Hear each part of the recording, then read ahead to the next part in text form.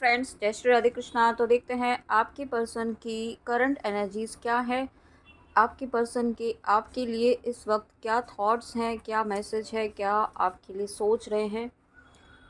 Wow, पहला ही message यहाँ पे यूनियन। आपके पर्सन आपके साथ यूनियन का सोच रहे हैं, यूनाइट होने का सोच रहे हैं और बहुत ही जल्दी आपको कॉल मैसेज आपके पर्सन का यहाँ पे आ सकता है। It is dark without you. आपके बिना वो बहुत ही ज़्यादा एक अकेलापन, एक मिसिंग एनर्जी फ़ील कर रहे हैं और ये एनर्जी आपको भी फ़ील हो रही होगी।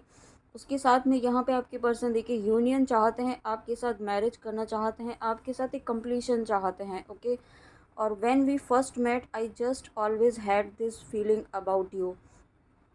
तो आपके पर्सन को आपके साथ जो पहली मीटिंग थी वो उन्हें बहुत ज़्यादा याद आ रही है और उन बातों को वो बहुत ज़्यादा मिस करें। You have depths that what I love about you. Wow.